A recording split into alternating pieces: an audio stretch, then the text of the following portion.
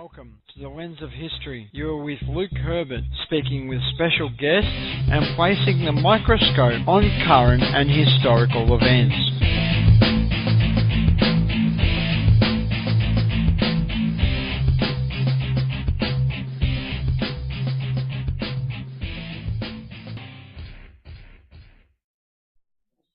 Welcome, listeners, to the first installment of the Lens of History podcast for 2016, and returning to the studio is author Justin Oldham, and he is discussing his latest book, Showdown at the Kodiak Starport, with me. How are you today, Justin? Hello, Luke. I'm doing well. So, hello to everybody from snowy Anchorage, Alaska. Well, while you're enjoying the snow, can you just briefly tell us how it's a sequel to your first book in the series? Yes, this is Showdown at the Kodiak Starport. It is the standalone novel. It is a sequel to Crisis at the Kodiak Starport, but I would like to say that you don't actually have to read the other novel before you read this one. One of the things that I've always been bothered by is I find a book somewhere and I'm interested in it, but it's part of a series, and I just, you know, they, number 2, number 4, number 5, whatever it is, I'm kind of put off by that. So I was careful to write this in such a way that if you've never seen any of the other Kodiak material, it's no big deal, because there's enough in this volume to bring you up to speed, and it tells a story in and of itself. But yes, this is actually the sequel to Crisis at the Kodiak Starport, and I would like to say that anybody who's interested, you can check out the other podcast in this where I talk to Luke about it. Yes, and that is up on the Lens of History's YouTube account. And that's happened to me with different novels in the past. About 16 years ago, I started reading Star Trek novels, and I won't go into the details, but they suffered from exactly what you talked about, Dan. And unless you could track down in the days before Amazon and Kindle an entire book in a particular 3-book or 5-book series, you just had no clue how it finished or what was going on. But just moving along, in the book, the Chinese launched a successful EMP attack against the starport in Tokyo. In light of North Korea's recent nuclear test, can you tell the listeners the significance of this? Okay, well, first, let me say that here in the real world, as we sit here right now in early January 2016, there is actually a rocket launch complex on Kodiak Island. Anybody who would care to look it up on your favorite search engine, you can find the Alaska Aerospace Development Corporation. And this is a private sector company that has some backing from the state of Alaska, and they are currently doing satellite and rocket launch research on Kodiak Island. And eventually, someday, I think that when they grow up and get big and strong, they can be a full-blown starport. So that's the genesis of this whole thing. And I'm hypothesizing a future war between the United States and China over resources in the Asia-Pacific Rim. And as the novel opens, the Chinese have launched a tactical nuclear attack on the Tokyo Starport. And while we're talking about events related to North Korea and their nuclear tests today, there's definitely some major parallels there. But let's get to the important nugget of this. Why would anybody do this? Okay, a starport is an important strategic military asset. If you're flying rockets out of there, you're launching military-grade satellites out of there. And as we know at this point in time, Japan is a major military ally of the United States. So, in my fictional version of events, the Chinese are making an active effort to deprive an American ally of their space-based resources. So that's what we had. That's what we had going on there. And to bring this back full circle to the to the North Korean question. right now, today, we can laugh at the North Koreans because they're setting off these tiny little nuclear bombs and they're working on these old-fashioned rockets. But eventually, they're going to have the real deal ICBM, and while we can laugh at them and their pathetic little attempt at a hydrogen bomb, eventually they might have the real deal, and then they stop being a bully and they become a real-world predator. And some of the longer-range missiles they have under development could potentially reach as far as Darwin, which is quite significant for the Australian and New Zealand listener. So while your book takes place primarily up and around Alaska and Tokyo in the Northern Hemisphere, the North Korean threat, if you like, it spans quite a significant part of the globe considering the tiny size of that state. But I do want to shift things along a bit, and the character of Jim Cook in the book fakes his death. Can you tell us about his motivations for doing so? Well, with great power comes great responsibility, and unfortunately, that means you end up with powerful enemies. Now, in this particular case, the Chinese government, through the Chinese military, have sent agents provocateurs to do in the senior administrator of the Kodiak Starport. And in this particular case, they have chosen a clever mechanism to deliver lethal nerve gas. And I don't want to say anything more about that because I want you to read the book. But because Mr. Cook's security detail discovers what's going on, how it's going on, they have decided to fake his death to draw out the hostile elements that are trying to do him in. There are ways to exploit this situation to his benefit, and ultimately that's what he's trying to do. In the world of espionage, there's the whole spy versus spy thing, and when your enemies think you're dead, that gives you a free hand to do who knows what. Yeah, it kind of reminds me, I think, from memory, the film was The Eagles Landed, and it's a fictional plot about German commander-type troops going to assassinate Winston Churchill, and they end up killing one of his doubles at the end of the film. I think if the listener hasn't seen it, that's a good watch. But I found that quite an interesting passage of the book simply because it was almost the reverse of Operation Mincemeat in World War II, where British intelligence planted a dead body and they falsified the person's identity to feed disinfo to the enemy. And I think, too, if I just make a general comment before moving on, one of the reasons to fake someone's death instead of, using a dead body or other means of trying to fool the enemy today is forensic evidence, which is commonly used in criminal cases. The crack, say, a murder has come a long way, even in the last 20 years. And I think if you were to employ the likes of doubles, which is commonly done by dictators and such like around the world, if you're actually out to fool anybody seriously, you'd have a very hard time doing that. Oh, I see your point entirely. We have reached a point today where forensic pathological science has come down to the cellular level. If the authorities have my skin sample, hair on file, all I have to do is walk through a room and it becomes possible for them to find evidence of my passing. So if you are a high-profile personality, whether you are the national leader or a CEO, it's not unreasonable to think that somebody out there in a spy agency somewhere might have a skin sample, a hair sample, and a fingerprint on file somewhere just because knowledge is power. Absolutely it is, and even though it's at the start of the novel, it's one of my favourite sections is where Jim fakes his own death, and I do hope that, in the next novel, that thread of story is continued. And I do want to skip a bit forward ahead for a while and just move slightly away from the characters. But on page 111 of the book, a modified 747 is acting in a surveillance role. Can you tell the listener a bit about this? Well, national governments have deep pockets, so they can afford things like airborne command and control aircraft that are purpose-built from the factory. And I am, of course, talking about things like the AWACS, which in today's world is built from things like the 757.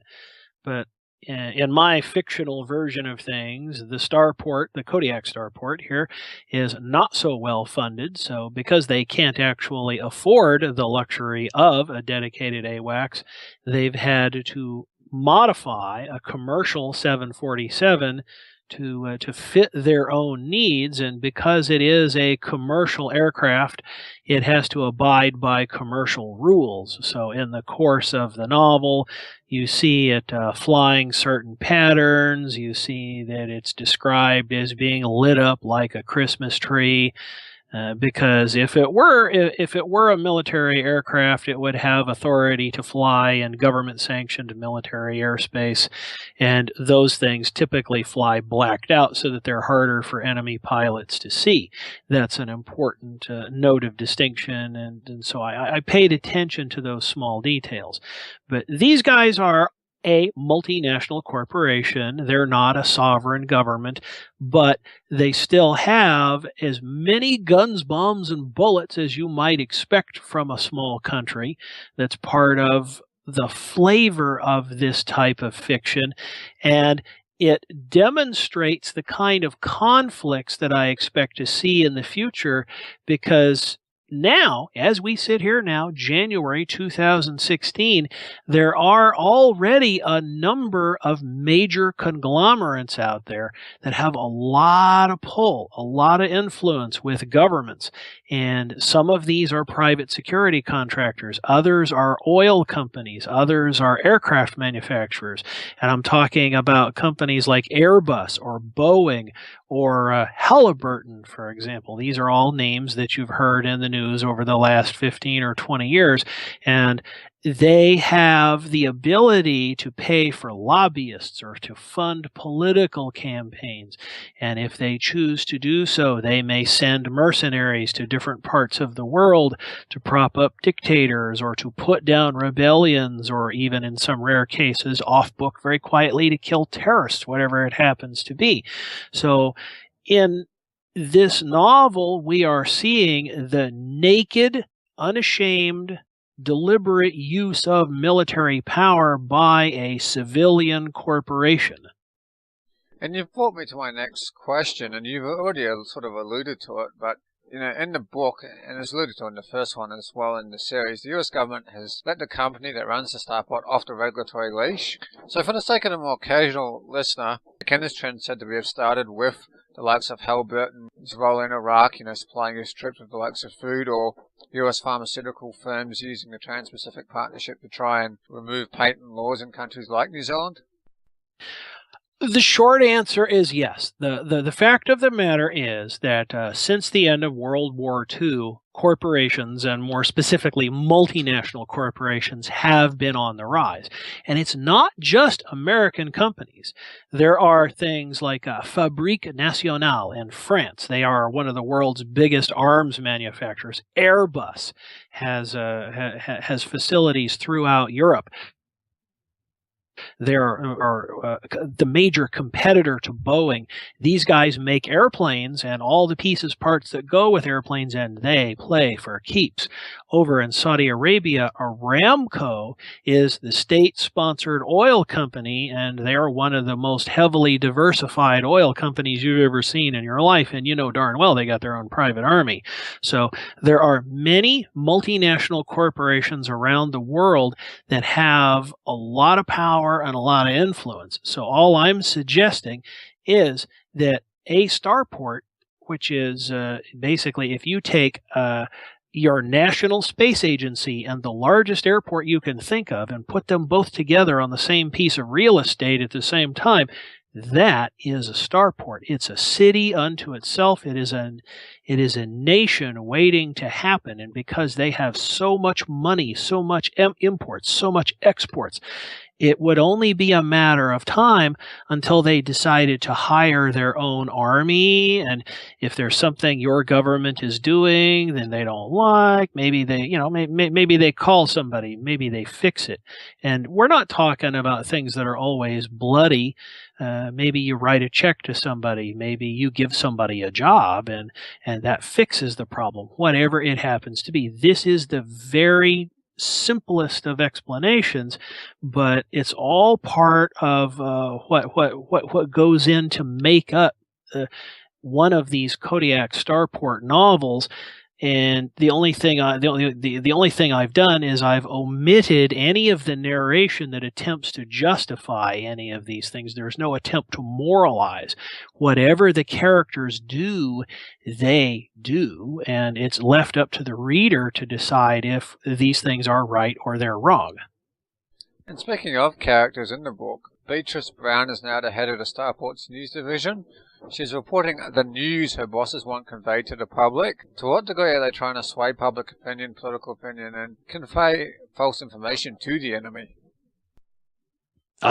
See now, all news organizations have their own point of view, and everybody imparts a certain amount of spin. So whether it's BBC News or CBS Evening News or CNN or RTN, whoever it is, even if it's the official news agency out of China, everybody's got some sort of spin. And in this novel, as in Crisis at the Kodiak Starport, the media, international media in particular, plays its own starring role throughout the whole thing, because the state media agencies are saying one thing, private sector media agencies are saying something else. Social media is alive with commentary.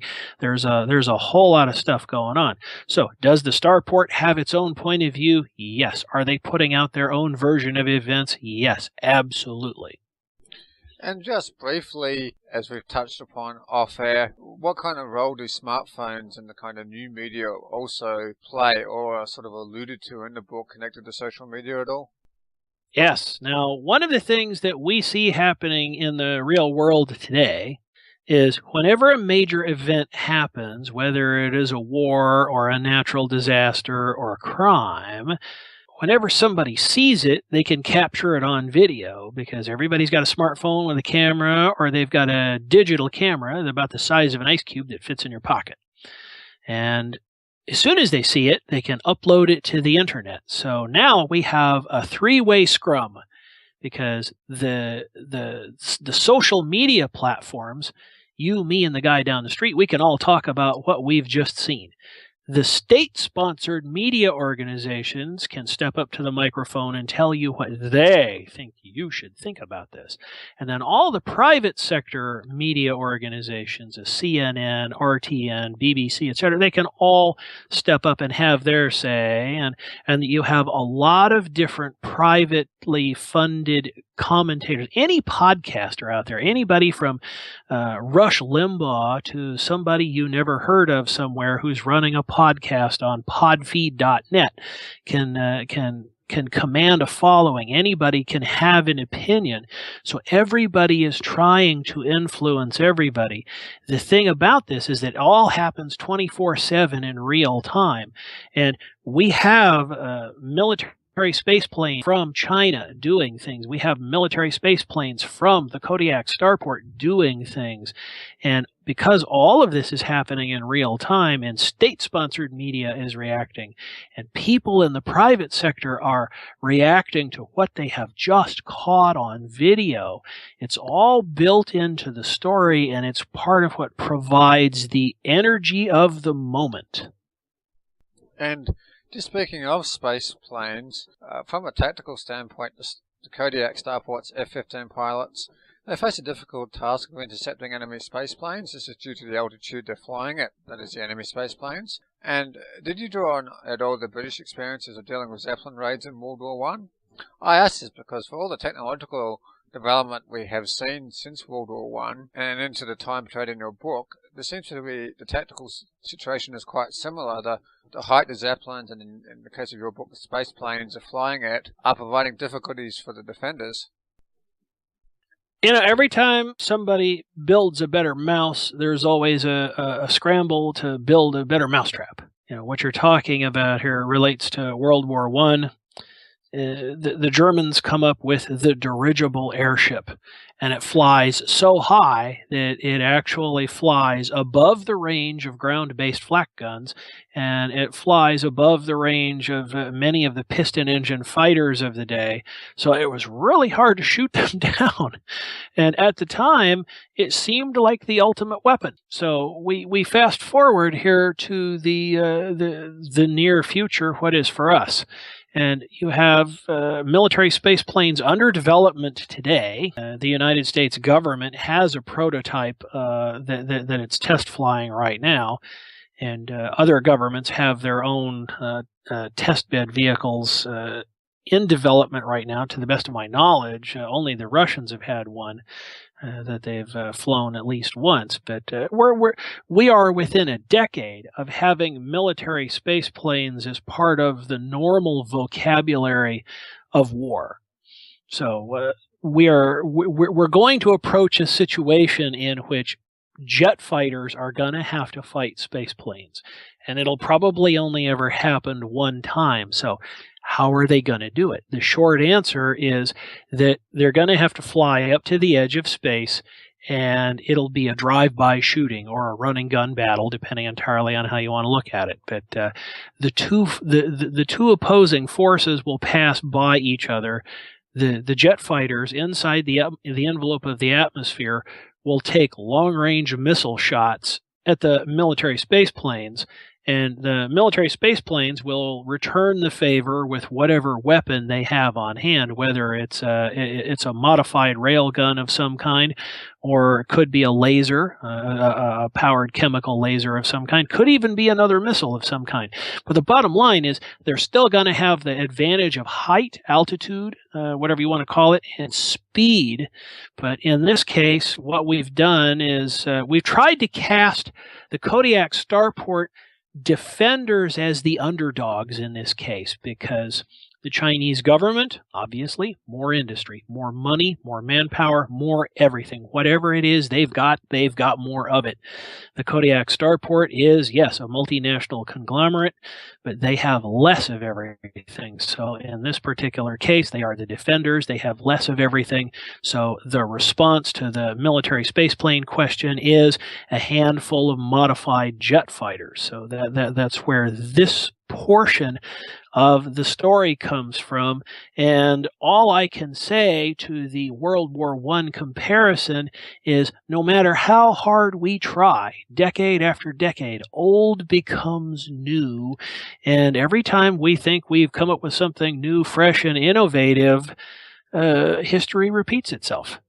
And I think that's going to happen with space planes, and I think in some ways it will mirror the development of aviation in World War One, with the likes of the reconnaissance role that aviation originally started out with. So you have the likes of the U-2 already that may be making reconnaissance flights right now. But just before we wrap up, I want to move towards the end of your novel, where 2 Chinese aircraft carriers are sunk by aerospace forces from the Kodiak Starport. What was the goal of the company behind the Starport? Were they looking to tip the balance of power in favor of the US for their own ends, and that, aka the survival of the Starport and firm? And is this the same or not the same as an outright US military victory? Well, actually, what happened here was something just very specific to the story. The Kodiak Starport is a multinational entity, and so they have to do business with everybody. And while this is a conflict between the United States and China, they're trying to preserve future diplomatic options with their neighbors. And this is a unique diplomatic circumstance that multinationals have to observe that many nations don't. There's quite a few nations on the face of this earth that have been hostile to each other for the last 2,000 years, and they're probably going to be hostile towards each other for the next 2,000 years.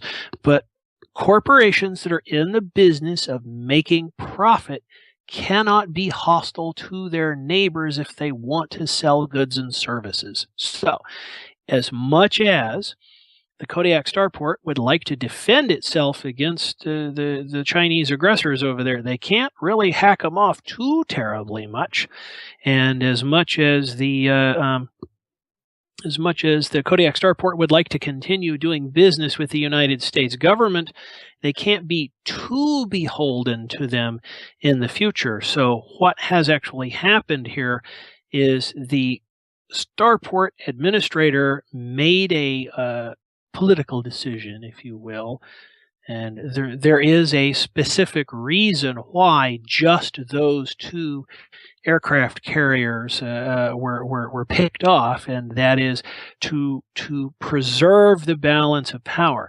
Now, it's not something that's made a big deal of, but in the course of the story, the reader finds out that there are 7 Chinese aircraft carriers at sea, or basically 7 Chinese aircraft carriers in action, and there are 5 American aircraft carriers in action. So, by neutralizing 2 of the Chinese aircraft carriers, the Kodiak Starport has essentially made this a fair fight, and there's a reason for why they do this, and we can get into that if you want, but there is a reason for why they do this. But this goes back to the ticklish nature of being a multinational corporation. You can't make enemies out of everybody, so the administrator had to make a decision, and because they wanted to bring both sides to the negotiating table, they kill 2 of the Chinese carriers to bring the Chinese to the negotiating table. And because they have done this, they have basically earned a favor from the Americans, and they cash that favor in to bring them to the negotiating table. Am I making sense here? Yes, they need the war to end so they can have the Chinese as customers again, essentially.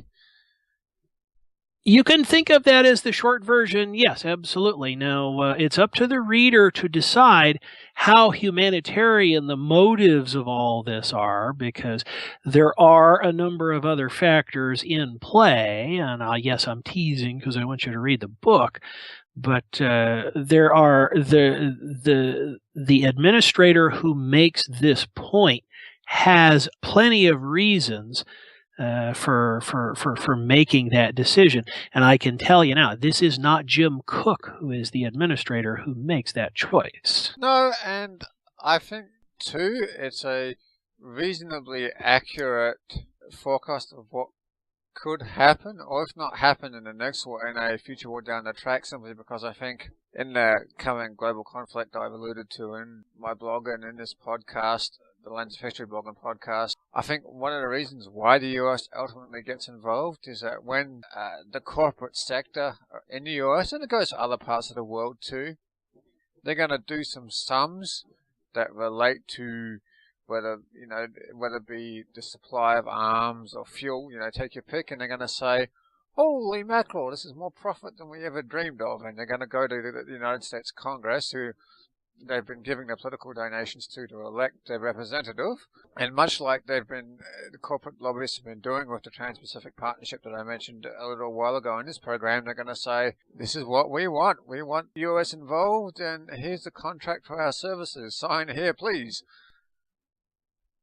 There is an old adage among capitalists which says that peace is good for business and war is good for business. The only thing we will not stand for is to have all of our customers killed.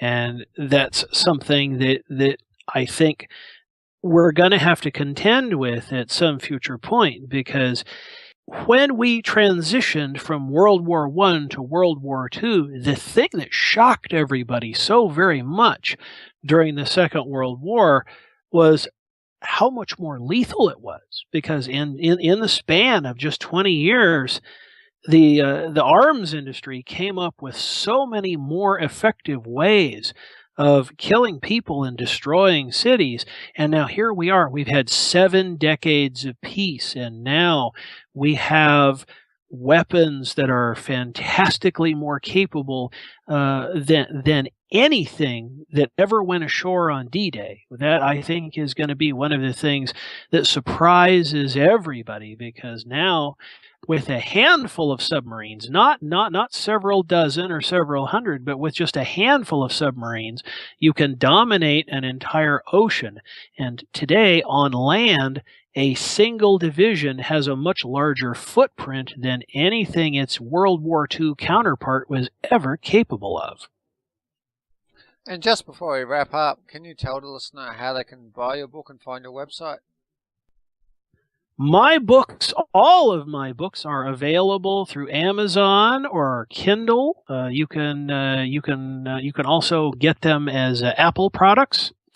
You can also find them online through Kobo. And if you want to know more, you can find me online at justinoldham.com. Well, thank you very much for joining us on the couch, and the coffee and donuts will be coming momentarily. You have been listening to The Lens of History with Luke Herbert.